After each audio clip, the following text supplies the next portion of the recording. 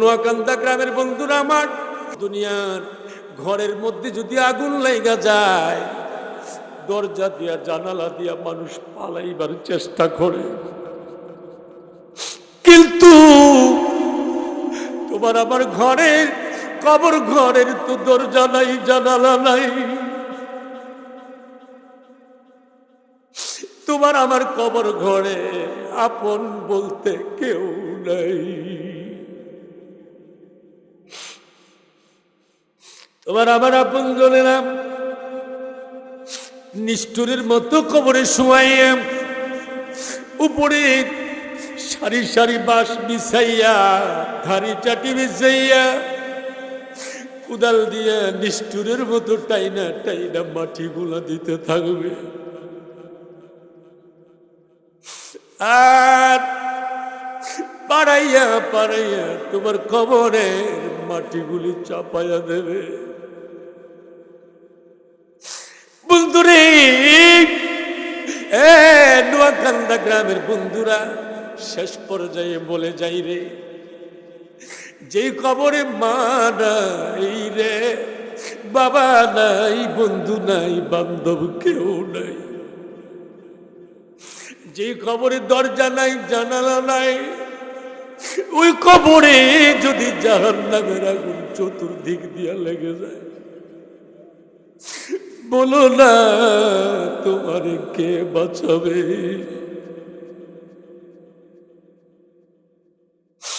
দুনিয়ার ঘরে যদি আগুন লেগে যায়, শত্রুরাও একটু পানি দিতে আসে, ঠিক কিনা বলেন? একটু পানি দিতে আসে, কিন্তু তোমার কবরে যদি আগুন লেগে যায়, কে তোমার কবরে এক ফোঁটা পানি দেবে? আমার নবীজি দুই হাত মোবারকের আঙ্গুলগুলি একসাথে করিয়া আমার নবীজি দেখা দিয়েছে, উম্মত রে,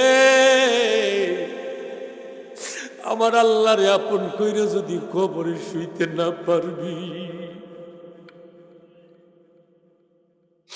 আমার আল্লাহরে আপন কইরা যদি কবরে শুইতে না পারবি, কবরের দুই পার্শ্বের মাটি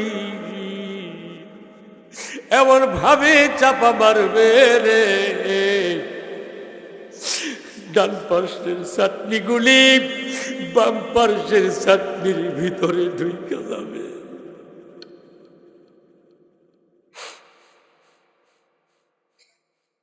বন্ধু রে,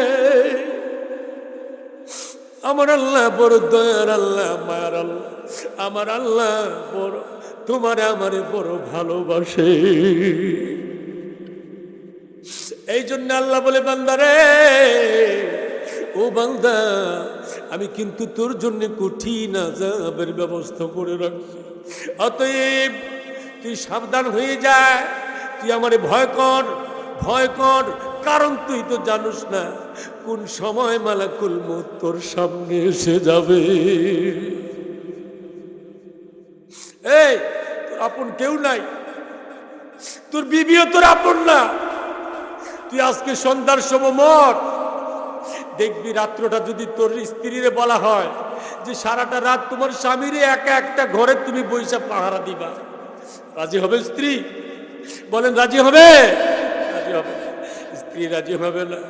তোর জান, তোর শ্বাস প্রশ্বাস যতক্ষণ আছে রে, তোর দাম ততক্ষণ আছে।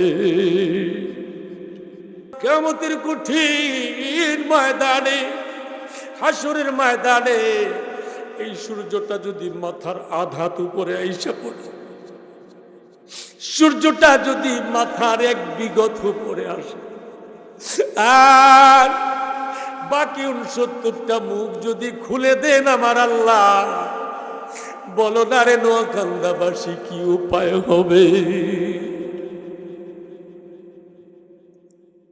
কি উপায় হবে? নবীজি বলেন, এই সূর্যের তাপে সহ্য করতে পারবে না কেউ, মাথার তালুটা ফেটে চৌচির হয়ে যাবে, মাথার মগজগুলি গলে গলে পানি হয়ে পড়ে যাবে। সূর্যের তাপে পেটের নাড়ি বুড়িগুলি গলে গলে পানি হয়ে বের হবে, কিন্তু এরপরেও মৃত্যু হবে না। আলহামদুলিল্লাহ নাহমাদুহু ওয়া নাস্তাঈনুহু ওয়া নাস্তাগফিরুহু ওয়া নু'মিনু বিহি ওয়া নাতাওয়াক্কালু আলাইহি ওয়া নাউযু বিল্লাহি মিন শুরুরি আনফুসিনা ওয়া মিন সাইয়্যাতি আ'মালিনা। من يهد الله فلا مضل له ومن يضلله فلا هادي له ونشهد أن لا إله إلا الله وحده لا شريك له ونشهد أن سيدنا وحبيبنا ومولانا محمدا عبده ورسوله الذي أرسله بالحق بشيرا ونذيرا وداعيا إلى الله بإذنه وسراجا منيرا.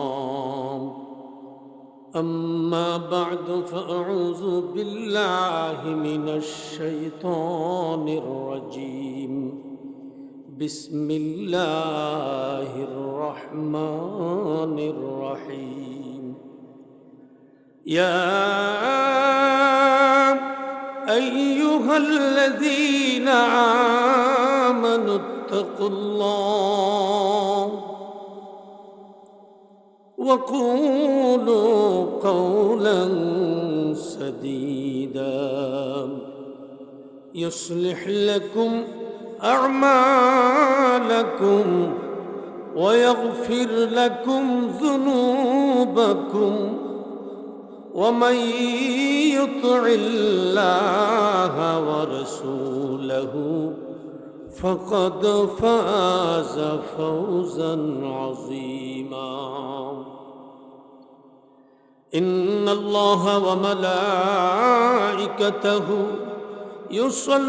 يصلون على النبي يا أيها الذين آمنوا صلوا عليه وسلموا تسليما. আমার আল্লাহর ভয় দিলের ভিতরে থাকতে হবে। আমার আল্লাহকে যারা ডরায়, আমার আল্লাহকে যারা ভয় পায়, তাদের দাম আল্লাহর দরবারে বেশি না কম? আরো জোরে বলেন। বলতো আমার আল্লাহকে যারা ডরায়, তাদের মতো দামি পৃথিবীতে আর কোনো মানুষ না। আছে আছে বলেন আছে? আমার আল্লাহকে ডরায় যারা, তাদের মতো দামি পৃথিবীর জমিনে আর কেউ নাই। আমার আল্লাহকে যে ব্যক্তি বেশি পরিমাণে ভয় পায়, আমার নবী বলেন ওই ব্যক্তি আমার আল্লাহর তত বড় ওলি হয়ে যায়। বন্ধু আমার, হযরতে খাদিজাতুল কুবরা রাদিয়াল্লাহু তাআলা, নাম কি? খাদিজাতুল কুবরা উম্মাহাতুল মুমিনিন, আমাদের আম্মা জান। সুবহানাল্লাহ পড়েন। নবীজি বিবিগণ আমাদের কি হয় বলেন? কি হয়? আমাদের আম্মা হয়। আমাদের কি হয়? নবীজির বিবিগণ আমাদের আম্মা হয়। নবীজির কলিজার টুকরা মা খাদিজাতুল কুবরা রাদিয়াল্লাহু তাআলা আনহা আমার আল্লাহকে কি পরিমাণ ভয় পায়, এত দামি হওয়ার পরেও আমার আল্লাহকে ভয় পায়। মা খাদিজা কেমন দামি ছিলেন? আমার নবীজি বলেন আমার খাদিজার উপরে আমার আল্লাহ এত বেশি পরিমাণে খুশি হয়েছিলেন, খুশির কারণে আমার খাদিজাকে আমার আল্লাহ নিজে সালাম দিয়েছে, নিজে সালাম দিয়েছেন।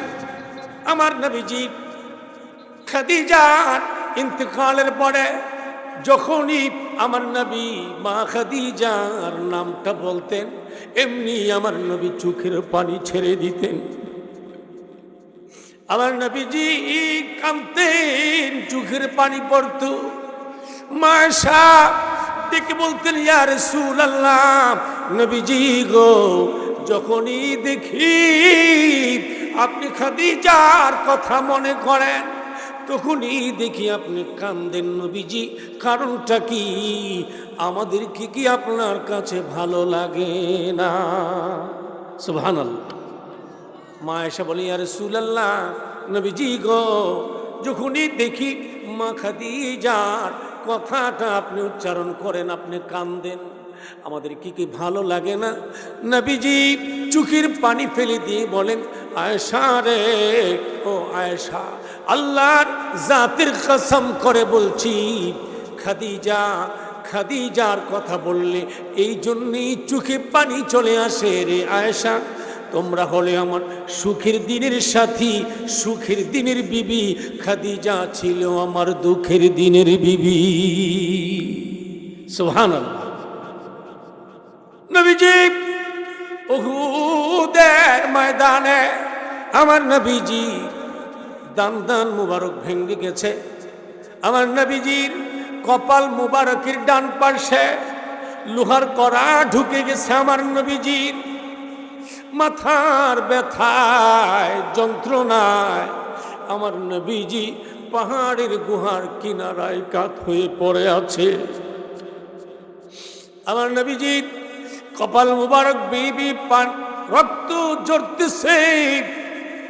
আমার নবীজির দান মুবারক শহীদ হয়ে জবান মুবারক, মুখ মুবারক থেকে রক্ত ঝরতেছে।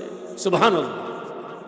আমার নবী বলে, আয়েশা রে, আমি নবী যখন লাগি মাথায় ব্যথা লইয়া খাদিজার কাছে এসেছি, আমার খাদিজা 24 ঘন্টা আমি নবীর মাথা মুবারকের পাশে বসে সেবা করেছে।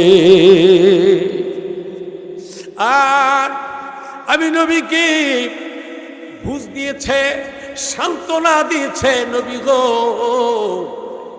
আজকে আপনার যেই কষ্টের দিন, এই কষ্টের দিন আপনার থাকবে না গো নবীজি। একদিন আপনাকে আমার আল্লাহ সুন্দর দিন দান করবে।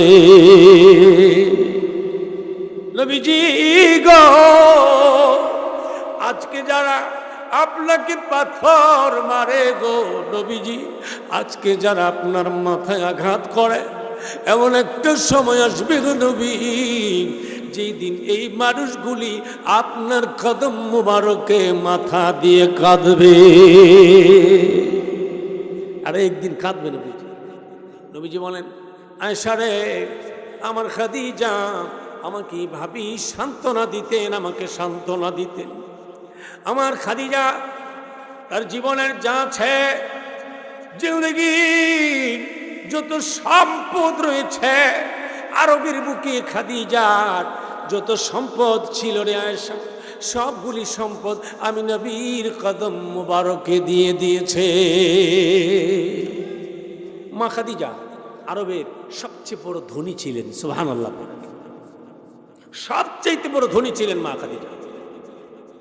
মা খাদিজা আমার নবীজির পাশে এসে বলেন, নবীজি গো, আমি খাদিজার স্থাবর অস্থাবর যত সম্পদ আছে গো নবী, সবগুলি এই মুহূর্তে আপনি নবীর কদম মুবারকে আমি দান করে দিলাম।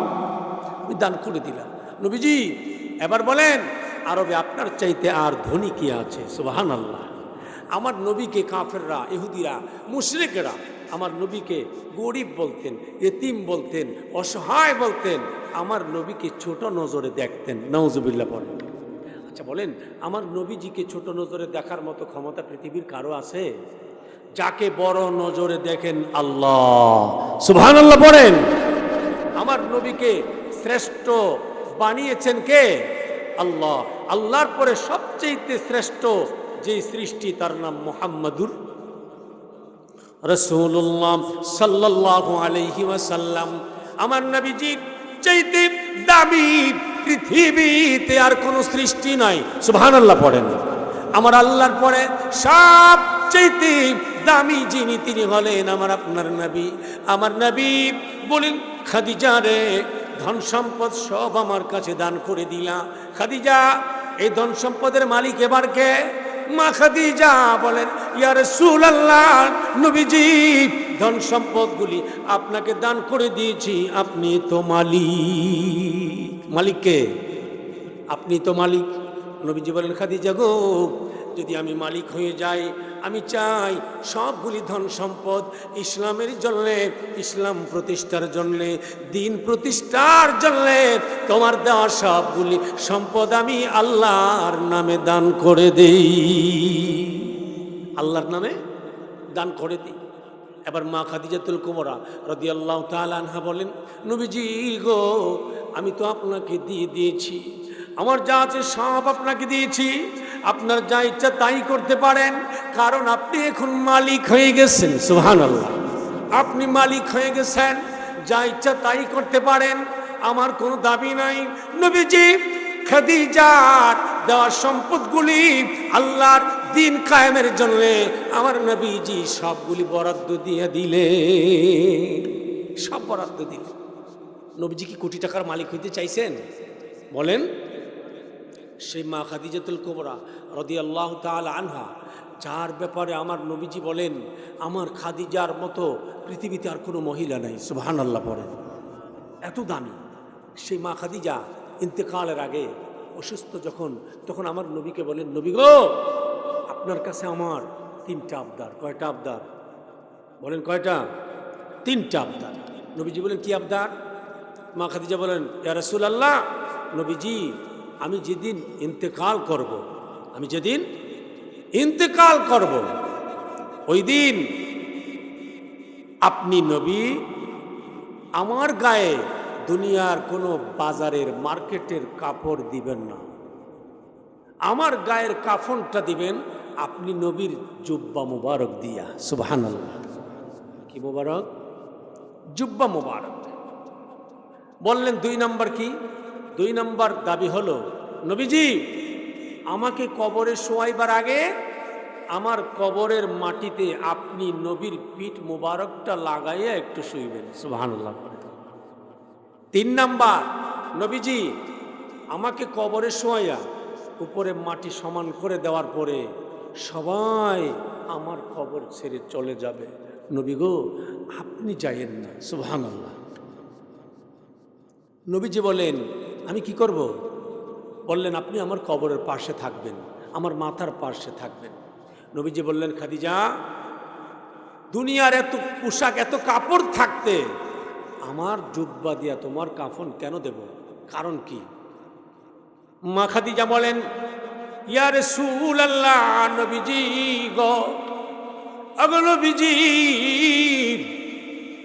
আপনার জুব্বা মুবারক দিয়া এই জন্যে আমার কাফন পরাইতে বলেছি, কারণ আপনার জুব্বা মুবারক যার গায়ে থাকবে গো নবী, তার গায়ে জাহান্নামের আগুন লাগবে না।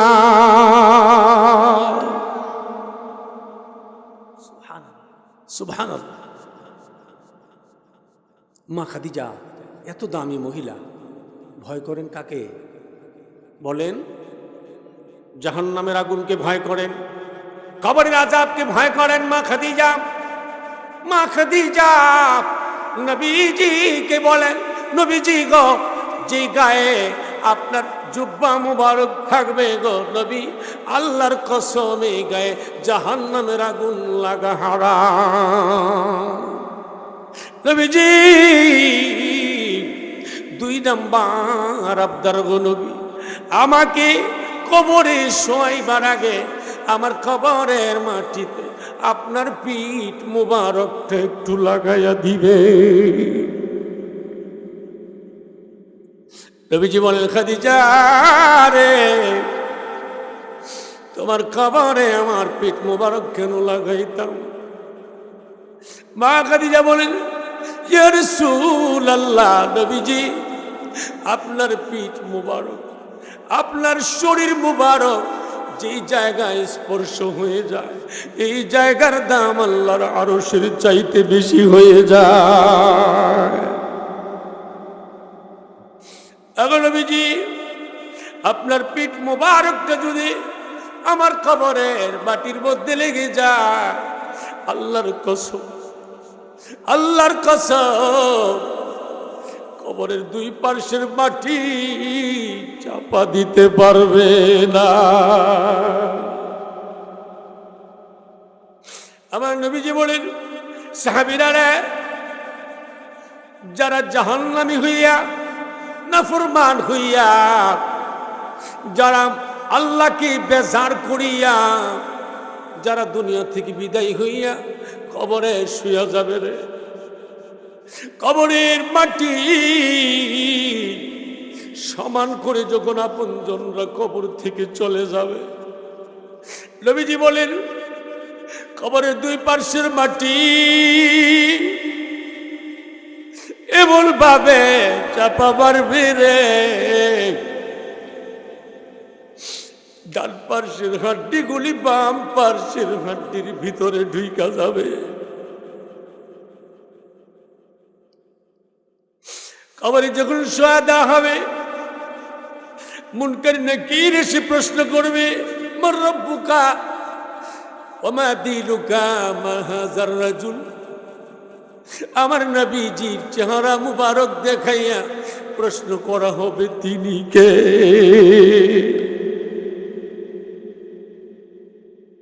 বন্ধু আমার, কবরে প্রশ্ন করা হবে তিনটা আরবিতে। কিতে বলেন? কি দিয়া? আরবিতে প্রশ্ন করা হবে তিনটা প্রশ্নের জবাব যে দিতে পারবে কবর জান্নাতের বাগান হয়ে যাবে। এই তিন প্রশ্নের জবাব যে দিতে না পারবে কবরটা জাহান্নামের আগুন দিয়ে ভরে দেওয়া হবে। আমার নবীজি বলেন, ওই কবরে তিনটা প্রশ্নের জবাব দেওয়ার জন্য আলেম হওয়া জরুরি নয়, আলেম হওয়া জরুরি নয়, শাইখুল হাদিস হওয়া জরুরি নয়, মুফতি মুহাদ্দিস হওয়া জরুরি নয়, আরবি ভাষা জানা জরুরি নয়। ঠিক কিনা বলেন? আরবি ভাষা জানে, সব জানে, আরবি ভাষা সব জানে। বর্তমানে যারা সৌদি আরবে, কুয়েতে, কাতারে, আবুধাবিতে, বাহরাইনে, ওমানে থাকে, আরব আমিরাতে থাকে, তারা বেশি আরবি ভাষা বুঝে। ঠিক কিনা কোন? আরবি ভাষা বুঝে কি বুঝে না? বুঝে। আরবি ভাষা জানা থাকলে যদি কবরে মুনকার নাকিরের প্রশ্নের জবাব সহজ হইতো, সৌদি আরব সহ আরব আমিরাতে যারা থাকে তারা আর কোনো চিন্তা ছিল না। ঠিক কিনা? কিন্তু আমার নবীজি বলেন, উম্মত রে, তুমি আলেম হতে পারো, মুফতি হতে পারো, মুহাদ্দিস হতে পারো, মুফাসসির হতে পারো, বক্তা হতে পারো, লক্ষ মুরিদের পীর হইতে পারো, কিন্তু আমার নবীর ভালোবাসা অন্তরে না লইয়া, আমার আল্লাহর ভয় অন্তরে না নিয়া কবরে যদি শুয়া যাইবা, প্রশ্ন করতে দেরি হবে। লা আদরি বলে আমি জানি না বলে জবাব দিতে দেরি হবে না। আমার নবী বলেন, কত আলেম জবাব দিতে পারবে না। ঠিক কিনা বলেন? এই সব আলেমই কি জান্নাতে চলে যাইব? এই কথা কয় না জান্নাতে চলে যাইব, আলেম হইলেই জান্নাতে যাবে এমনটা নয়। আমার নবী বলেন, ওই আলেম জান্নাতে যাবে যে আলেমের এলেমের পাশাপাশি আমল রয়েছে। ঠিক কিনা বলেন? এলেম আছে, আমলও আছে। কি আছে? আমলও আছে। আমি আলেম যদি এলেমের পাশাপাশি নাফরমানিও করি, আমার জন্য কি জান্নাত মামুর বাড়ি নাকি? কি বলেন? আলেমের জন্য তো জান্নাত মামুর বাড়ি নয়।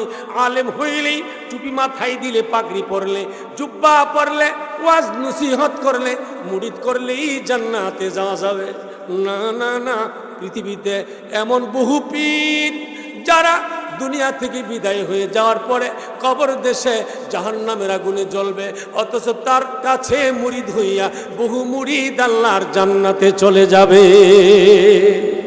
ঠিক কিনা বলেন? পীর হইলেই জান্নাতে যাবে এমন নয়।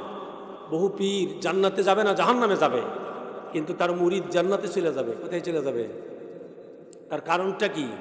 তার মুরিদ তার কাছ থেকে যা শুনছে অন্ধবিশ্বাস কইরা এগুলির ইবাদত মনে করে ইবাদত করছে। ঠিক কিনা বলেন? পীর শিখাই দিছে বিসমিল্লাহির রহমানির রহিম পড়বি, যা এগিয়ে যে নিয়ত কইরা বিসমিল্লাহির রহমানির রহিম পড়তে পড়তে সারা জীবন বিসমিল্লাহ পড়তে পড়তে আল্লাহর ওলি হইয়া কবরে চলে গেছে। আর পীর জাহান্নামে গেছে। পীর কই গেছে? জাহান্নামে গেছে।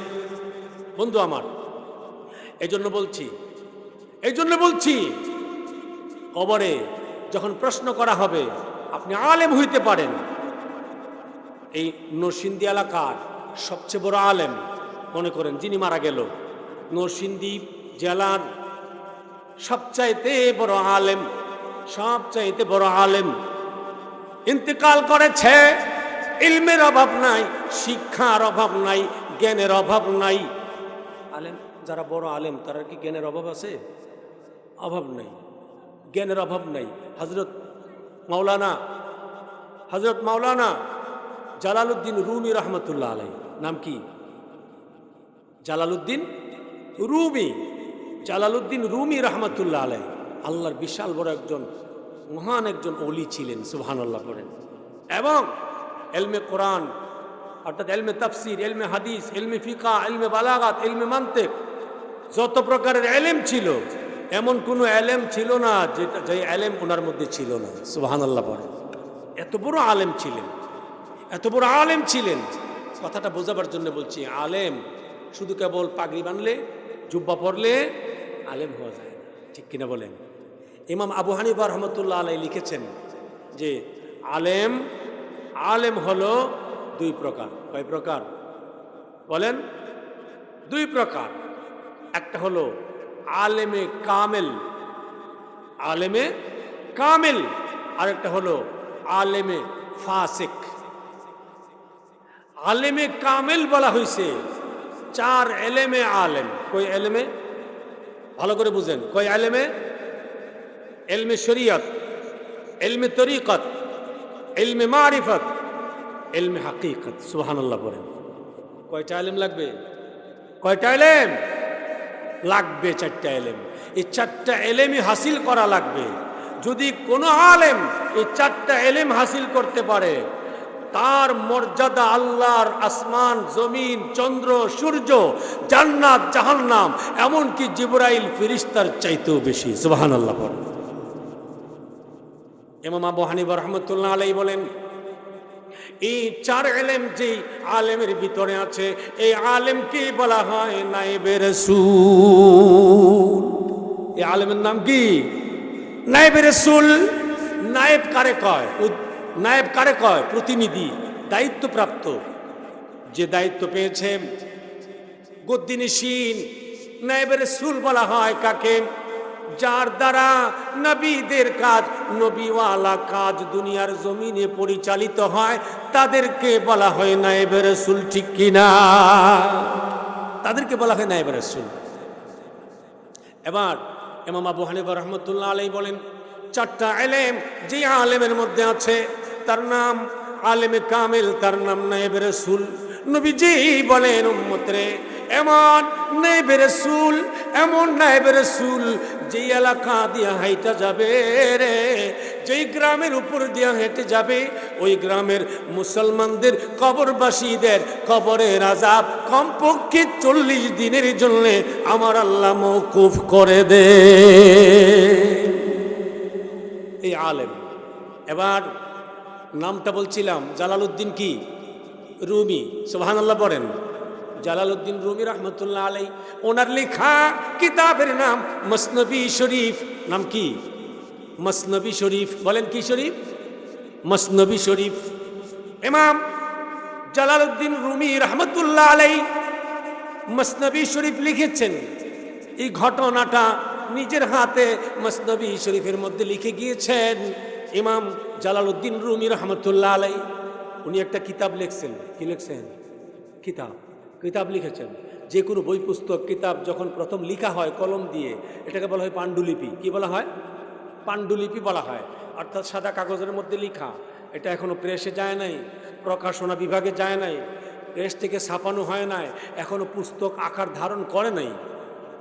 পাণ্ডুলিপি ইমাম জালালউদ্দিন রুমি রহমতুল্লাহ আলাই একদিন দুই দিন নয়, এই কিতাবটা লিখার জন্য দীর্ঘ 12টি বৎসর মেহনত করেছে। কয় বছর? 12 বৎসর মেহনত করেছেন ইমাম জালালউদ্দিন রুমি রহমতুল্লাহ আলাই। 12 বৎসর পরে যেই দিন কিতাব লিখা শেষ হয়ে গেছে, কিতাবের পাণ্ডুলিপি একসাথে রশি দিয়া বাইন্দা, কি দিয়া বাঁধছে? একসাথে রশি দিয়া বাইন্দা কাঁধের উপরে করে মাদ্রাসার দিকে রওনা করেছেন। মাদ্রাসা আর ওনার বাড়ি, ওনার হুজরা, এর মাঝখানে একটা নদী আছে। কি আছে? একটা নদী আছে। নদীতে প্রচণ্ড স্রোত থাকে পানির। এই নদীর পার যায় দাঁড়িয়ে আছে, নৌকা নাই। নৌকা নাই, কেমনে পার হবেন? দাঁড়িয়ে দাঁড়িয়ে চিন্তা করতেছেন।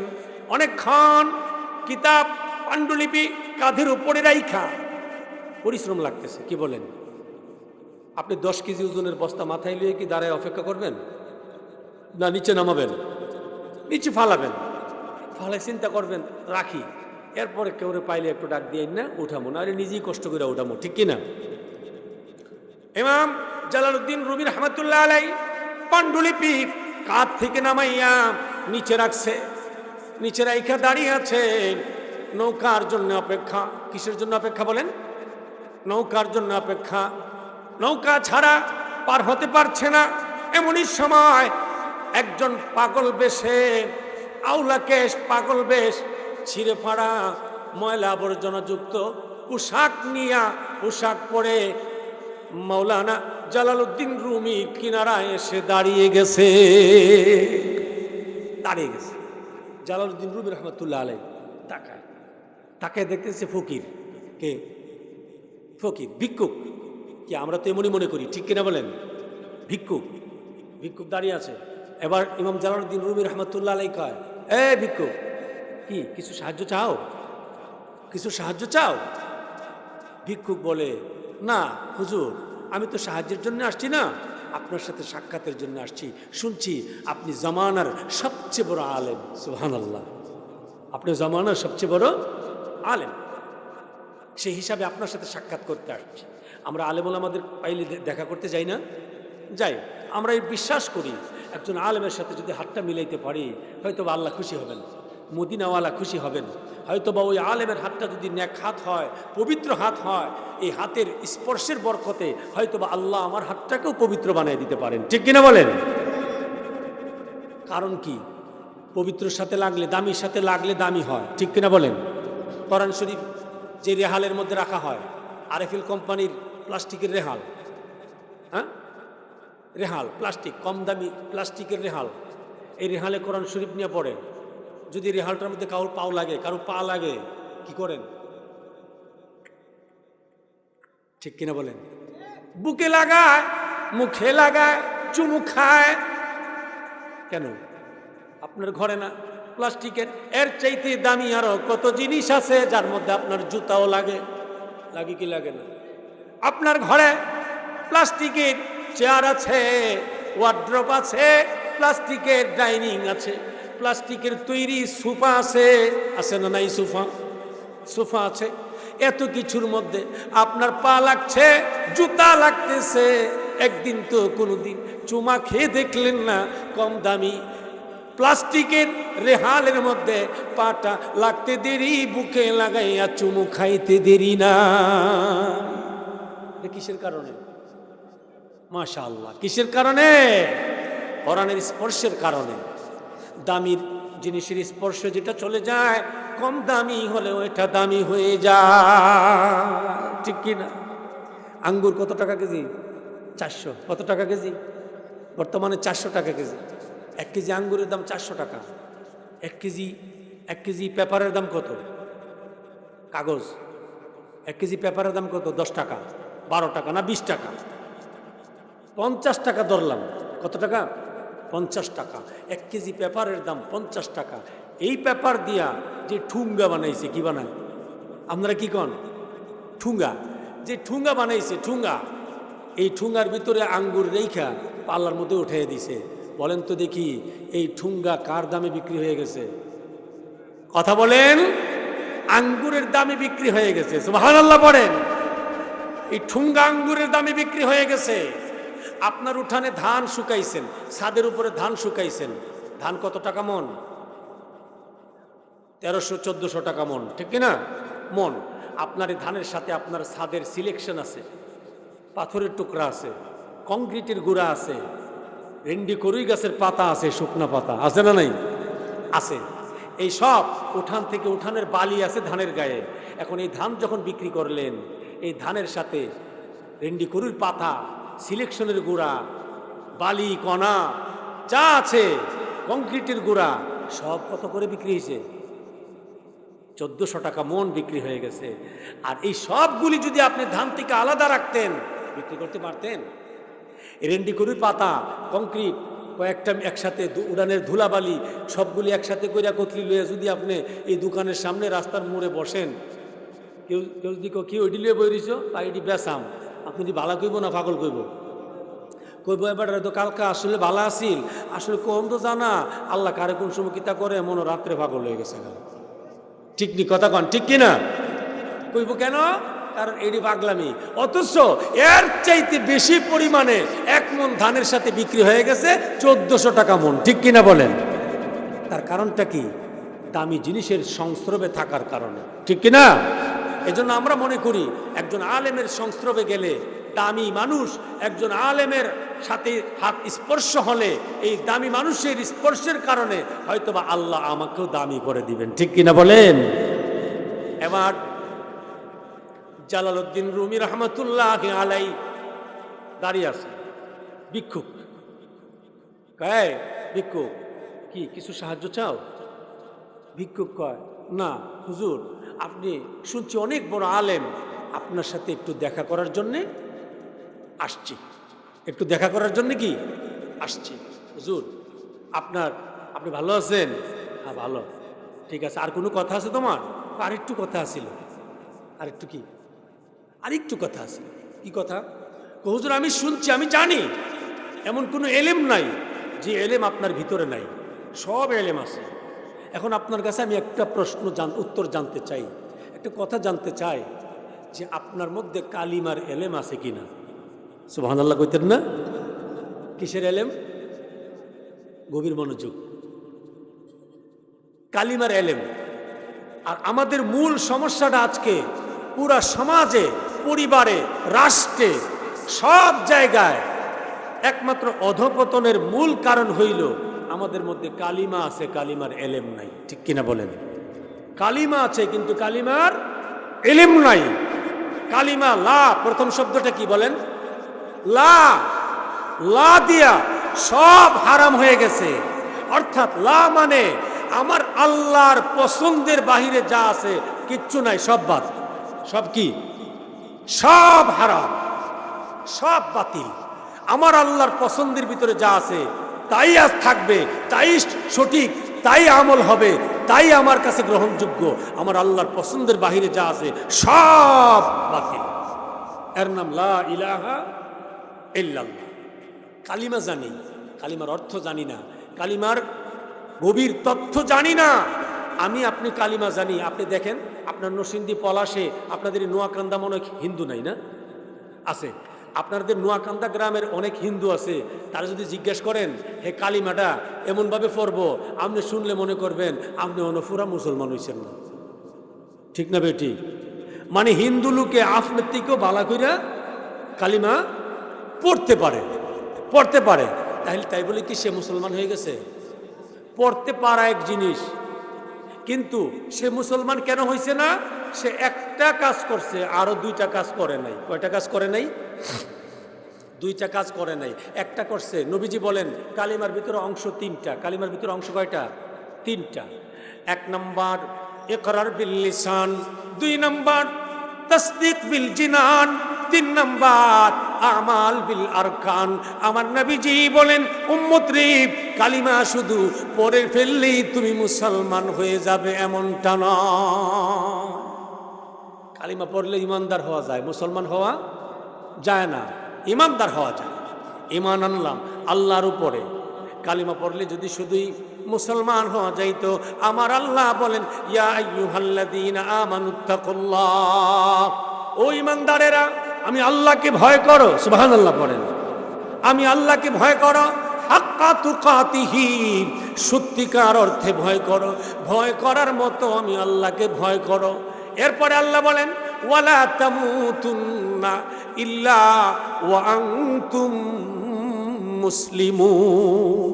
আমার আল্লাহ কয়, এই নোয়াকান্দা গ্রামের মুসলমানেরা, নারী পুরুষেরা, কালিমা ওয়ালারা, তোমরা যারা কালিমা পড়েছো, তোমরা আমি আল্লাহকে বেশি করে ভয় করো, সত্যিকারের ভয় করো, বাটফারি ভয় না। আমরার মধ্যে ভয় আছে, হ্যাঁ আমরার মধ্যে ভয় আছে, কিন্তু বাটফারি ভয়। ঠিক কিনা বলেন, জোরে বলেন ঠিক কিনা? মসজিদের ভিতরে কান্দি, বাইরে সুদের হিসাব করি, মসজিদের ভিতরে কান্দি, বাইরে গালিগালাজ করি, মুখ দিয়ে খারাপ ব্যবহার করি। ঠিক কিনা বলেন? মসজিদের ভিতরে কান্দি, বের হয়ে আইসা মিথ্যা কথা বলি, মসজিদের ভিতরে কান্দি, বের হয়ে আইসা মাথার টুপি পকেটে নিয়ে চার স্টলে বসে মানুষের নামে গীবত করি। ঠিক কিনা বলেন? তাহলে কি আল্লাহকে ডরাইলাম? ডরটা কি হয়েছে? বাটপারি ডর। মসজিদের ভিতরে ডর, বাইরে নাই। বাইরে কি নাই? তাইলে আমরা সব জায়গায় ভয় করব কাকে? জোরে বলেন কাকে? আল্লাহকে। জালালউদ্দিন রুমি রহমতুল্লাহ আলাইহি কয়, পাগলা রে, এ ভিখারি, কি চাও তুমি? ভিখারি ডেকে বলেন, জালালউদ্দিন রুমি গো, আপনার কাছে কিচ্ছু চাওয়ার জন্য আসি নাই, এটাই জানতে এসেছি কালিমার এলেম আপনার আছে কিনা। সুবহানাল্লাহ পড়েন। জালালউদ্দিন রুমি রহমতুল্লাহ আলাইহি কয়, কিরে এতক্ষণ মনে করছিলাম তুই ভিখারি, এখন দিদি তুই পাগল। তুই কি পাগল? যে কোরআনের 30 পারা কোরআনের তাফসির জানে। ঠিক কিনা বলেন? এই আপনারা যদি একজন বক্তা ওয়াজ করতেছেন, ওনার মধ্যে 30 পারা কোরআনের এলেম আছে, কোরআন শরীফের প্রথম পারা থেকে 30 নং পারা পর্যন্ত যেখান থেকে খুশি সেখান থেকেই তরজমা করতে পারেন, তাফসির করতে পারেন, ওনারা যদি যায় বলেন হুজুর আপনি কালিমার এলেম জানেননি, কি কন? হুজুরে কি কইব? হুজুরের ভিতরে যদি সত্যিকার অর্থে কালিমার এলেম থাকে, হুজুরে কইব মোটামুটি জানি, পুরা জানি না। সুবহানাল্লাহ কইতেন না? আর যদি হুজুরের ভিতরে কালিমার এলেম না থাকে, হুজুরে কইব এই পাগল বহ। ঠিক না ঠিক? হুজুরের কাছে হেরে পাগল মনে হইব। কি মনে হইব? পাগল মনে হইব। হুজুর কিচ্ছু কোনো টাকার জন্য, কোনো চাওয়ার জন্য আসি নাই, জানতে এসেছি কালিমার এলেম আপনার মধ্যে আছে কি না। এবার জালালউদ্দিন রুমি রহমতুল্লাহ আলাইহি কয়, এতক্ষণ মনে করছিলাম তুই ভিখারি, তুই ভিক্ষুক, এখন দেখি তুই ভিক্ষুক না, তুই পাগল। তুই কি পাগল? আমার তুই জানতে চাস কালিমার এলেম আছে কিনা? এ পাগল রে, কালিমার এলেম আবার থাকে না কেমনে? লা ইলাহা ইল্লাল্লাহ, আল্লাহ ছাড়া কোনো ইলাহ নাই, কোনো মাহবুদ নাই, মুহাম্মাদুর রাসূলুল্লাহ, মুহাম্মদ সাল্লাল্লাহু আলাইহি ওয়াসাল্লাম আল্লাহর রাসূল। ঠিক কিনা? এই অর্থটা আপনারা জানেননি? তাহলে এই অর্থটা কি কালিমার এলেম?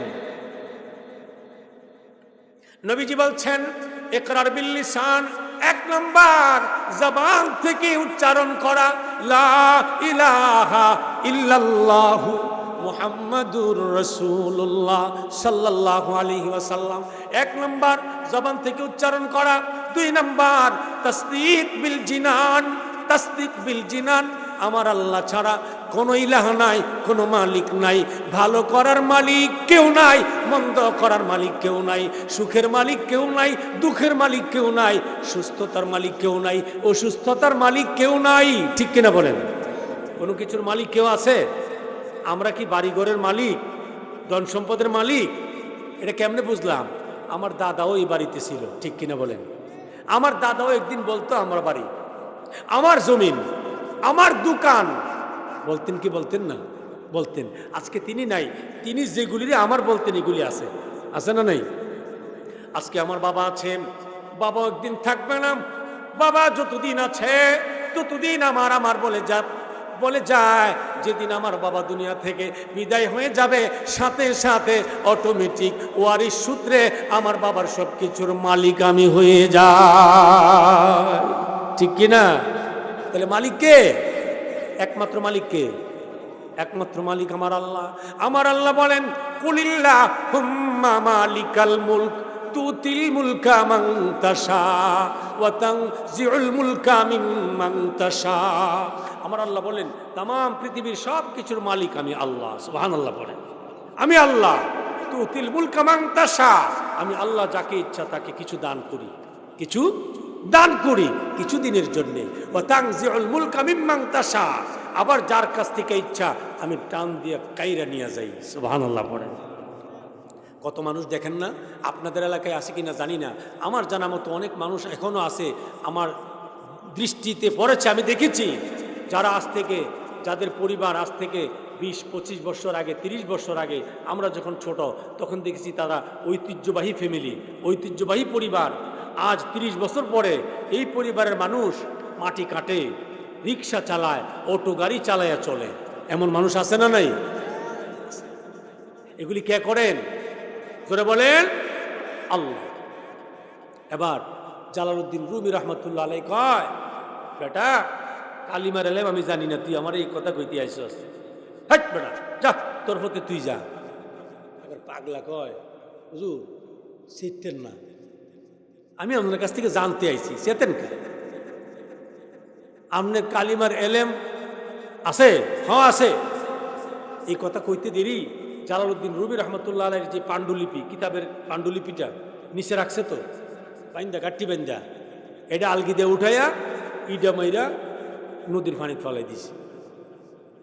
সুবহানাল্লাহ কইতেন না? পানিতে ফেলাই দিছে, নদীর মধ্যে স্রোত, পানির স্রোতে কিছু কাগজ নিচে নিয়ে গেছে, কিছু উপরে ভাইসা চলে যেতেছে। এমন পরিস্থিতিতে ইমাম জালালউদ্দিন রুমি রহমতুল্লাহ আলাইহি মাথায় হাত রেখা নিচে মাটিতে বসে কান্না শুরু করছে। সুবহানাল্লাহ। পাগলা ডাক দিয়ে বলি, আল্লাহ, ও ইমাম জালালউদ্দিন রুমি, কেনে আপনি কান্দেন? কারণটা কি? কান্নার কারণ কি? জালালউদ্দিন রুমি রহমতুল্লাহ আলাইহি বলেন, পাগলা রে, ও পাগলা কি করলি? আমি কাঁদবো না কি করব? আমার 12 বৎসরের পরিশ্রম তুই মুহূর্তের ভিতরে ধ্বংস করে দিলি, আমার 12 বৎসরের সাধনা শেষ করে দিলি। এবার পাগলা কয়, জালালউদ্দিন রুমি, না, আপনার 12 বৎসরের সাধনা শেষ হয় নাই। সুবহানাল্লাহ পড়েন। অথচ পানির মধ্যে ফালাইয়া দিছে, ফালাইয়া দিয়ে কয়, আপনার 12 বৎসরের সাধনা শেষ হয় নাই। কি কোন আপনারা মাথায় কি মনে হইতেছে? গজ ফালাইয়া দিছে পানিতে, বাস্তবে পানিতে ফালাইয়া দিছে। কিছু পানির নিচে চলে গেছে, কিছু পানির উপরে ভাসতে আছে। এরপরে অপাগলা কয়, জালালউদ্দিন রুমি গো, না না, আপনার 12 বৎসরের সাধনা শেষ হয়ে যায় না। এবার জালালউদ্দিন রুমি রহমতুল্লাহ আলাইহি কয়, কিরে, এতক্ষণ তো মনে করছিলাম তুই বোধ সিঙ্গেল পাগল, এখন তুই ডবল পাগল। কি পাগল? তুই ডবল পাগল। সিঙ্গেল পাগল দিয়ে এমন কইতে পারে না। এটা আবার নষ্ট হয় নাই কেমনে? পানিতে ভিজা গেছে, আমার সব শেষ হয়ে গেছে। এবার পাগলা ডাক দিয়ে বলেন, জালালউদ্দিন রুমি গো, আপনি না বলেছেন আপনার মধ্যে কালিমার এলেম আছে? আপনি না বলছেন?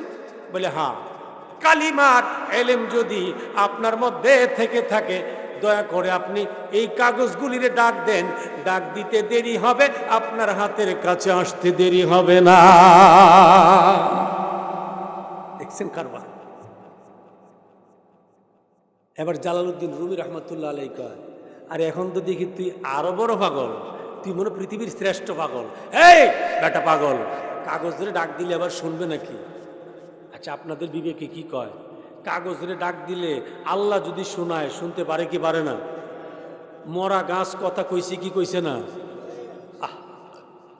এবার জালালউদ্দিন রুমি রহমতুল্লাহ আলাইহি কয়, এই পাগলা, কাগজ ধরে আবার ডাক দিলে শুনবো কেমনে? তখন পাগলা কয়, আপনারা কইছেন আপনার কালিমার এলেম আছে? বলে হ্যাঁ আছে। তাহলে ডাক দেন। কয় না, ডাক দিলে আসবে না। তো যদি আপনি ডাক দিলে না আসে, আপনি দেখেন আমি ডাক দিয়ে চলে আসবি, সুবহানাল্লাহ বলেন, আমি ডাক দিয়ে চলে আসবি। এই কথা বলে সাথে সাথে দেরি নাই, আর দেরি করলেন না। ওই পাগল হাত ইশারা করে ডাক দিলেন, ও মাওলানা রুমির কিতাবের পাণ্ডুলিপি, কে কোথায় আছো? যে যেখানে আছো এই মুহূর্তে আগে যে অবস্থায় ছিলে ওই অবস্থায় জালালউদ্দিন রুমির হাতের কিনারায় হাজির হয়ে যাও। এই কথাটা বলতে দেরি, ডাক দিতে দেরি, সাথে সাথে জালালউদ্দিন রুমি রহমতুল্লাহ আলাইহি মসনবী শরীফের মধ্যে নিজে লিখে গেছেন ঘটনা। ডাক দিতে দেরি, আর দেরি নাই, সাথে সাথে পানির নিচে যে কাগজগুলি চলে গিয়েছিল পানির নিচ থেকে লাফায়া উঠে বক পাখির মতো উড়ে উড়ে প্রত্যেকটি কাগজ আগে যেইভাবে সিরিয়াল বাই সিরিয়াল কাগজগুলো একসাথে বান্ধা ছিল এমন ভাবে একসাথে হয়ে জালালউদ্দিন রুমি রহমতুল্লাহ আলাইহির হাতের কিনারায় হাজির হয়ে গেছে। জালালউদ্দিন রুমি রহমতুল্লাহ আলাইহি দইরা দেখে, কিরে আরে ব্যাপার কি, সিরিয়ালও দি ঠিক আছে, আবার দি কাগজও ভিজছে না, সুবহানাল্লাহ কইতেন না? পানির নিচে রাইখা না ভিজাইয়া রাখার ক্ষমতা আল্লাহর আছে না নাই? ইব্রাহিম নবীর আগুনের ভিতরে রাইখা ফুরছে না, এই ক্ষমতা আল্লাহর আছে না নাই? এবার আমার জালালউদ্দিন রুমি রহমতুল্লাহ আলাইহি আর দেরি করলেন না, সাথে সাথে দৌড় দিয়া যাইয়া ওই পাগলার পায়ে জড়িয়ে ধরে বললেন, পাগলা রে, ও পাগলা, আমি বুঝতে পেরেছি রে কালিমার এলেম কারে কয়, আমারে মাফ করে দাও এবং তুমি আমারে বায়াত করো। সুবহানাল্লাহ বলে মসনবী শরীফের মধ্যে লিখেছেন, খুদ বখুদ মাওলানা রুমি কামিল নাশুদি, খুদ বখুদ মাওলানা রুমি কামিল নাশুদি, তা গোলামে শামসে তিবরিজ নাশুদি। সুবহানাল্লাহ। জালালউদ্দিন রুমি রহমতুল্লাহ আলাইহি লিখেন, আমি জালালউদ্দিন নিজে নিজে স্বয়ং সম্পূর্ণ হইতে পারি নাই রে দুনিয়াবাসী, আমার এলেম দিয়ে আমি স্বয়ং সম্পূর্ণ হইতে পারি নাই যতক্ষণ পর্যন্ত শামসে তিবরিজ নামক আল্লাহর পাগলের গোলাম হইতে না পেরেছি। বন্ধু আমার, নায়েবে রাসূল, এর নাম কি? নায়েবে রাসূল। এবার নায়েবে রাসূল কারে কই বলছিলাম? কয় এলেম? 4 এলেম। বলেন কয় এলেম? এলমে শরিয়ত, এলমে তরিকত, এলমে মারিফত, এলমে হাকিকত, এলমে তাসাউফ থাকা লাগবে, গোপন এলেম থাকা লাগবে। শুধু শরীয়তের এলেম এটা, কোরআনের পৃষ্ঠার এলেম, কিতাবের পৃষ্ঠার এলেম, হাদিসের কিতাবের পৃষ্ঠার এলেম শিখলাম, দর দরাইয়া পড়তে পারলাম, শত শত হাদিস মুখস্থ পড়তে পারলাম, 30 পারা কোরআন মুখস্থ শোনায় দিতে পারলাম, কিন্তু এর তথ্য আমি পাইলাম না, এর তথ্য আমি পাইলাম না। তাহলে আমি আর ওই 3 এলেম অর্জন করতে পারি নাই, শুধুই কেবল এলমে শরিয়ত, শরীয়তের এলেমের মধ্যেই আমি সীমিত রয়ে গেছি। ঠিক কিনা বলেন? শরীয়তের এলেমের ভিতরে সীমিত থাকলে তার দ্বারা গুনাহ হওয়া সহজ। গুনাহ হওয়া কি সহজ? এই জন্য বন্ধুরা আমার বলতেছিলাম যে আপনি যত বড় আলেম হন, কবরের মধ্যে যখন প্রশ্ন করবে মার রাব্বুকা ওমার নবিয়ুকা ওমা দীনুকা, তুমি তোমার রবকে, তোমার নবীকে, অথবা তিনাকে চিনো কিনা, অথবা তোমার ধর্ম কি ছিল, যখন প্রশ্ন করবে, যত বড় আলেম হোক, যদি এলেম অনুযায়ী আমল নিয়ে কবরে যাইতে না পারে, আলেম বলবে আমি কিচ্ছু জানি না।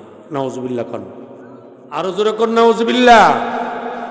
বন্ধু আমার, আমার নবীজি বলেন, উম্মত রে, উম্মত আমার, আলেম হইতে পারো তুমি, যত বড় কিছু হও না কেন, তোমার সিনার ভিতরে মদিনাওয়ালার ভালোবাসার সিলমোহর যদি না থাকে, আমার আল্লাহর ভয় যদি না থাকে, আমার আল্লাহর ইশক ভালোবাসা যদি তোমার মধ্যে নিয়া কবরে যাইতে না পারবে, যত বড় আলেম হও না কেন, প্রশ্ন করার পরে জবাব দিতে পারবে না।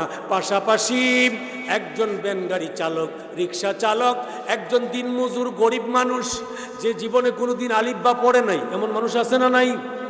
আপনাদের ভিতরে অনেকে আছে না নাই কোরআন শরীফ পড়তে জানে না? নাই। আরবি পড়তে জানে না এমন মানুষ আছে বহু। এবার আমার নবীজি বলেন, এই মানুষটা যদি আমার আল্লাহকে ভালোবাসিয়াম, আমার আল্লাহর ভয় অন্তরে লইয়াম, দুনিয়ার জিন্দেগিতে বড়লোক হওয়ার চেষ্টা করে নাই, বড়লোক হওয়ার চেষ্টা করে নাই, হারামভাবে বেশি টাকা কামাই করার চেষ্টা করে নাই, হালালভাবে অভাবের মধ্যে থাইকা কষ্ট করে চলার চেষ্টা করেছে, আমার নবীজি বলেন 5 ওয়াক্ত নামাজ আদায় করেছে, হক হালাল খেয়েছে, সঠিক পথে চলেছে, আমার নবী বলেন এমন রিক্সা চালক, এমন একজন দিনমজুর, এমন একজন গরিব মানুষ, আমলওয়ালা গরিব মানুষকে যদি কবরে শোয়া দেওয়া হয়, মুনকার নাকির প্রশ্ন করবে, জবাব দিয়ে দিবে রব্বি আল্লাহ। আল্লাহু আকবার বলেন। আমার নবীজি বলেন দিনমজুর রিক্সা ড্রাইভার যে জীবনে আলিফ বা পড়ে নাই, এই মানুষটার ভিতরে এশকে রাসূল লইয়াম, আমার আল্লাহর ভালোবাসা, আমার আল্লাহর ভয় লইয়াম, আমার আল্লাহর গোলামি লইয়াম দুনিয়ার জমিন থেকে কবরে শুয়ে গেছে। যখন তাকে প্রশ্ন করা হবে আরবি না জানলেও সে জবাব দিয়ে দিবে রব্বি আল্লাহ, আমার রব আল্লাহ।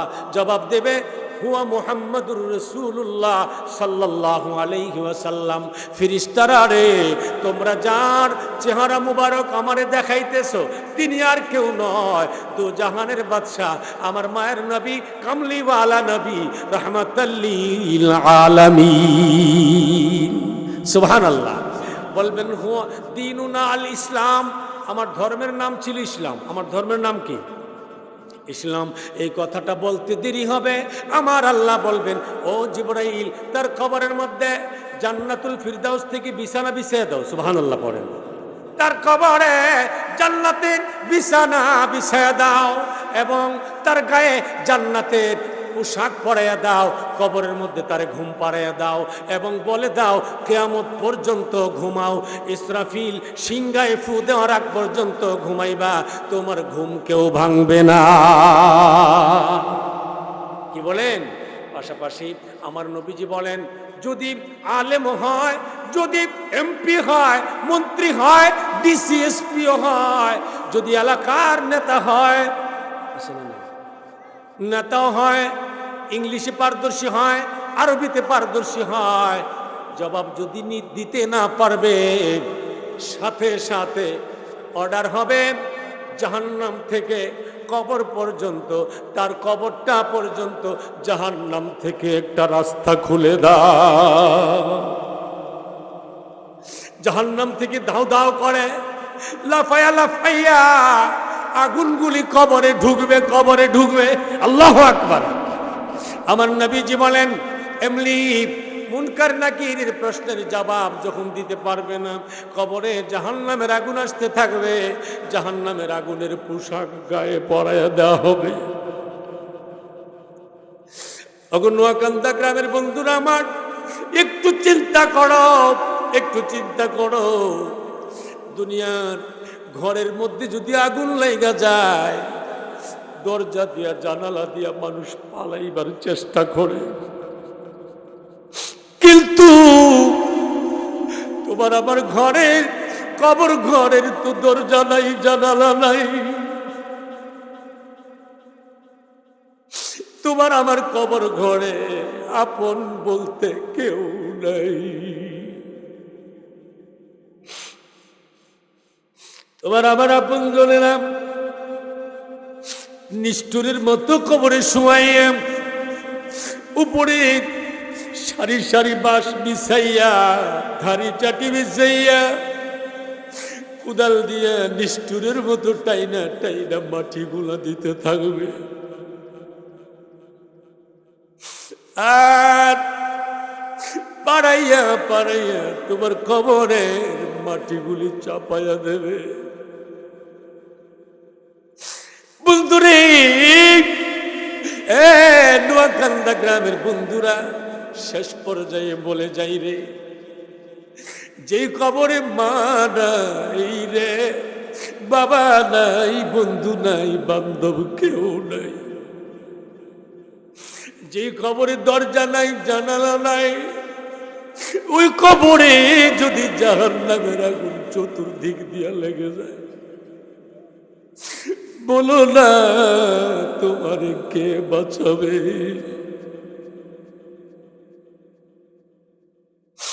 দুনিয়ার ঘরে যদি আগুন লেগে যায়, শত্রুরাও একটু পানি দিতে আসে, ঠিক কিনা বলেন? একটু পানি দিতে আসে, কিন্তু তোমার কবরে যদি আগুন লেগে যায়, কে তোমার কবরে এক ফোঁটা পানি দেবে?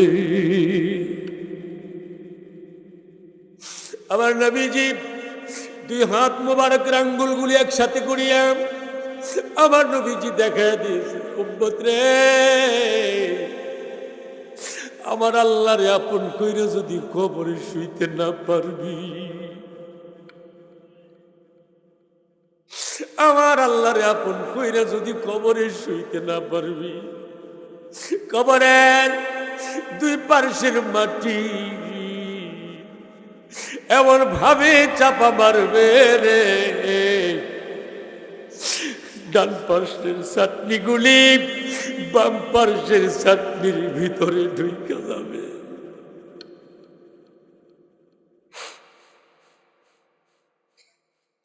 বন্ধু রে, আমার আল্লাহ বড় দয়ার আল্লাহ, মায়ার আল্লাহ। আমার আল্লাহ বড়, তোমারে আমারে বড় ভালোবাসে। এই জন্য আল্লাহ বলে, বান্দা রে, ও বান্দা, আমি কিন্তু তোর জন্য কঠিন আযাবের ব্যবস্থা করে রাখছি। অতএব তুই সাবধান হয়ে যা, তুই আমারে ভয় কর, ভয় কর। কারণ তুই তো জানিস না কোন সময় মালাকুল মউত তোর সামনে এসে যাবে। এই, তোর আপন কেউ নাই, তোর বিবিও তোর আপন না। তুই আজকে সন্ধ্যার সময় মর, দেখবি রাত্রটা যদি তোর স্ত্রীরে বলা হয় যে সারাটা রাত তোমার স্বামীরে একা একটা ঘরে তুমি বইসা পাহারা দিবা, রাজি হবে স্ত্রী? বলেন রাজি হবে? রাজি হবে না, স্ত্রী রাজি হবে না। তোর জান, তোর শ্বাস প্রশ্বাস যতক্ষণ আছে রে, তোর দাম ততক্ষণ আছে। অনেক সময় শ্বাস থাকতেই দাম থাকে না, ঠিক কিনা বলেন? কত মানুষ বিছানায় পড়ে আছে, 6 মাস 1 বছর বিছানায় পড়ে আছে, সন্তানও বিরক্ত, স্ত্রীও বিরক্ত, ছেলের বউ বিরক্ত, মেয়ে বিরক্ত, সবাই ত্যক্ত বিরক্ত হয়ে গেছে। 6 মাস একটু যত্ন নিয়েছে, এরপরে দেখা যায় প্রস্রাব পায়খানার গন্ধের কারণে তার ঘরে ঢুকা যায় না, ঠিক কিনা? বন্ধু আমার, ভুলে গেছে দুনিয়াতে থাকতেই, দুনিয়াতে থাকতেই ভুলে গেছে। অথচ এই মানুষগুলির জন্য মাথার ঘাম পায়ে ফেলায় তুমি কষ্ট করেছিলা। এই মানুষগুলির জন্য তুমি জমিনের মালিক হইলা, জমিন কিনলা, বাড়ি কিনলা, দোকান কিনলা, কিন্তু এই মানুষগুলি আজকে তোমার উপর বিরক্ত হয়ে গেছে। আমার আল্লাহ কই, বান্দা, আমি আল্লাহ না তোরে বানাইছি, আমি আল্লাহ তো তোরে হায়াত দিয়া রাখছি। আমি আল্লাহ তোর প্রয়োজনে সূর্য দিছি, তোর প্রয়োজনে চন্দ্র দিছি, তোর প্রয়োজনে তারকা নক্ষত্র দিছি। আমি আল্লাহ তোর দরকারে রাত দিছি, দিন দিছি রে। তোর জন্য আমি আল্লাহ অক্সিজেন দিছি, আগুন দিছি, পানি দিছি, মাটি দিয়েছি। আমি আল্লাহ তোর দরকারে যেখানের মাটি যেমন করা দরকার আমি আল্লাহ এমন করছি। এই মাদ্রাসা মসজিদের মাঠের মাটি শক্ত না করলে বসতে পারবি না, দাঁড়াইতে পারবি না। আর বিলের মাটি নরম না করলে ধান লাগাইতে পারবি না, ঠিক কিনা? আল্লাহ বলে, বান্দারে, আল্লাযী জাআলা লাকুমুল আরদা ফিরাশা, আমি আল্লাহ জমিনের মাটিটাকে, জমিনটাকে তোদের পায়ের নিচে বিছানা বানাইয়া দিয়েছি। আল্লাহ বলেন, বান্দা, আমি আল্লাহর এত দয়া, এত কিছু করার পরেও এত মায়া করে বানাইয়া 24টা ঘন্টা আমি আল্লাহ তোর দেখা রাইখাম। আমি আল্লাহ এত কিছুর পরেও তোর খাবার বন্ধ করে দেই নাই। আমি দেখি তুই নামাজ ছেড়ে দেশ, আমারে দেখায় দেখায় নামাজ ছাড়স, আমারে দেখায় দেখায় মিথ্যা কথা করস, আমারে দেখায় দেখায় গীবত করস, আমারে দেখায় দেখায় জেনা ব্যভিচার করস। দুনিয়ার কোনো মানুষ যদিও দেখে না, তুই যে জেনা করস আমি আল্লাহ তো দেখি।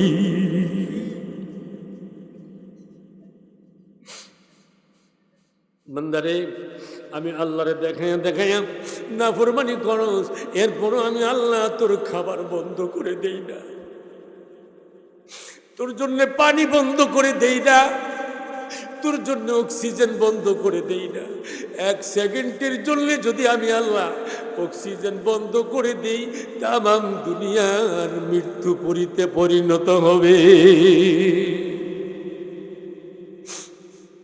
অতএব আমি আল্লাহ দয়া করি তোদেরকে, আমি আল্লাহ তোদেরকে দয়া করি, তোরা আমি আল্লাহকে ভয় করবি। সুবহানাল্লাহ পড়েন। আমরা ভয় করব কাকে? জোরে বলেন। আল্লাহকে ভয় করতে হবে, আমাকে আল্লাহকে ভয় করতে হবে। কারণ আমার আল্লাহ যেদিন ধরবেন ওই দিন কেউ ছাড়াইতে পারবে না। বিপদ হবে, হাসুরেও বিপদ হবে, মিজানে বিপদ হবে, পুলসিরাতে বিপদ হবে, জাহান্নামেও বিপদ আছে না নাই? বন্ধু আমার, হাসুরের ময়দানে 50,000 বছর দাঁড়ায় থাকতে হবে। কয় হাজার বছর? বলেন কয় হাজার বছর? 50,000 বছর দাঁড়ায় থাকতে হবে। ও পলাশ থানার নোয়াকান্দা গ্রামের মা বোনেরা, বাবারা, ভাইয়েরা, পায়ের নিচে হাত রেখে বলে যাই, শেষ কথাটা বলে যাই, বন্ধু আমার, বন্ধুরি আমার, আল্লাহ হাসরের ময়দানে যেই দিন বিচারের কাঠগড়া তৈরি করবেন, আদালত কায়েম করবেন, আমার আল্লাহর আদালতের এজলাসের মধ্যে একটানা 50,000 বছর দাঁড়াইয়া দাঁড়াইয়া জবাব দিতে হবে।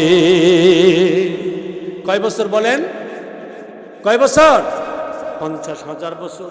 কিন্তু ওই দিনটা হবে আখেরাতের হাসরের ময়দানের একদিন। হাসরের ময়দানের কয় দিন?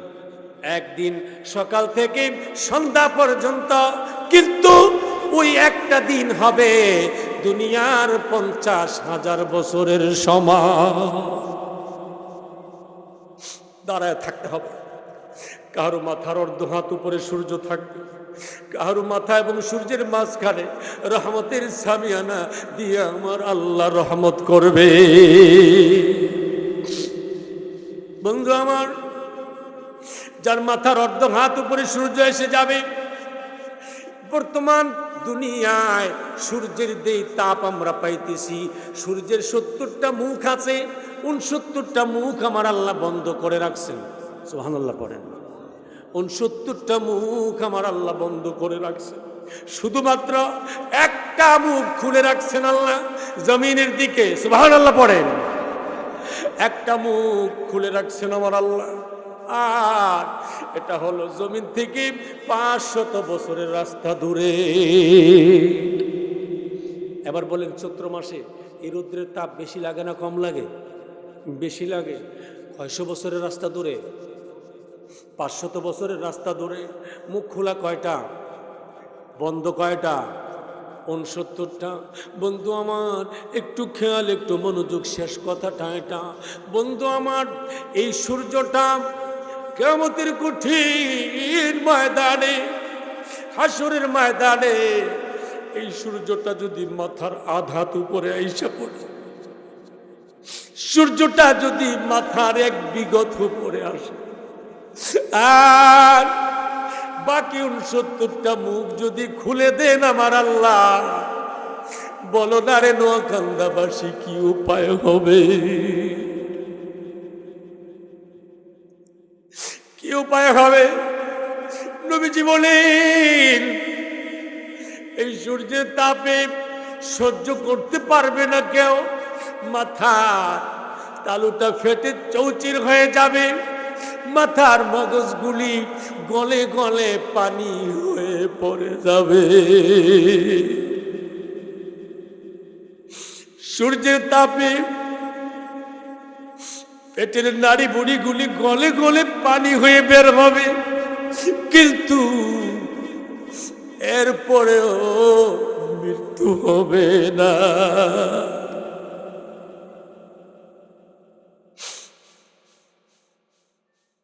বন্ধু আমার, নোয়াকান্দা গ্রামের যুবক ভাইয়েরা, মুরব্বী বাবারা, পর্দার আড়ালের মা বোনেরা, অনুরোধ করি গো মা, অনুরোধ করে যাই, অনুরোধ করে যায়, এই তামাশার জিন্দগি কিন্তু থাকবে না, এই তামাশার জিন্দগি শেষ হয়ে যাবে। আমার আল্লাহ ধরে ফেলবেন, আমার আল্লাহ ধরে ফেললে কোনো উপায় নাই, কোনো উপায় নাই। যুবক রে, তোমার মতো 20, 16, 18, 30, 35, 40 বয়সের কত যুবক দুনিয়া থেকে বিদায় হয়ে গেছে, মাটি হয়ে গেছে। এই জন্য অনুরোধ করে যাই রে, অনুরোধ করে যাই। আমার আল্লাহ বলছেন, ইয়া আইয়ুহাল্লাযীনা আমানুত্তাকুল্লাহ, আল্লাহ বলেন ও ঈমানদারেরা, আমি আল্লাহকে ভয় করো। সুবহানাল্লাহ পড়েন। সবচাইতে বড় মেডিসিন গুনাহ থেকে বাঁচার নাম কি বলেন? আল্লাহর ভয়। বলেন কি? আল্লাহর ভয়।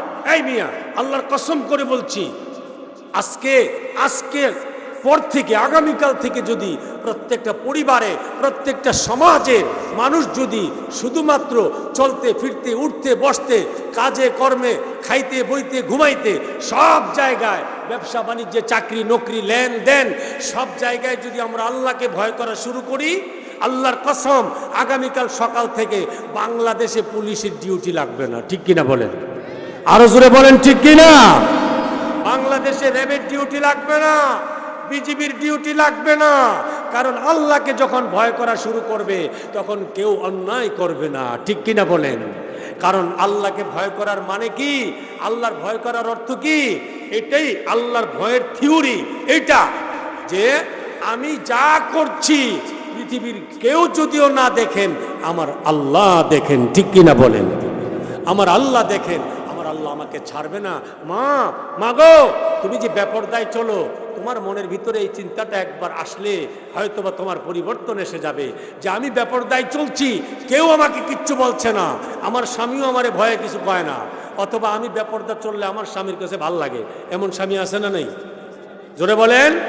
বহুত স্বামী আছে, স্ত্রী তার কথা মতো ফ্যাশন করে না দেখা বেপরদায় চলে না, এই জন্য স্ত্রীর সাথে খারাপ ব্যবহার করে। আছে না নাই? এটি কি ভালো মানুষ না নাফরমান? এটা হলো কপাল পোড়া স্বামী। আরে মিয়া, তুমি একটু চিন্তা করলা না, যার স্ত্রীকে তো শাসন কইরাও সঠিক পথে রাখা যায় না, আর আমার স্ত্রী সঠিক পথে থাকতে চায়, আমি চাই না, আমি কত কপাল পোড়া স্বামী। এই জন্য স্ত্রীদেরকে, যারা যে সমস্ত মা বোনেরা পর্দা মানতে চায়, ইসলাম মানতে চায়, আল্লাহকে ভয় করে 5 ওয়াক্ত নামাজ পড়তে চায়, স্বামীরা তাদেরকে হেল্প করবেন, সহযোগিতা করবেন। শাশুড়ি মারা তাদেরকে সহযোগিতা করবেন, বাবা মা তাদেরকে সহযোগিতা করবেন তো ইনশাল্লাহ করবেন। আর যারা বেপরদায় চলতেছে, মা তুমি একটু চিন্তা করো, তুমি যদি ধরা পড়বা, কেউ তোমাকে ছাড়াইতে পারবে না। আল্লাহর ভয় অন্তরে তৈরি করো।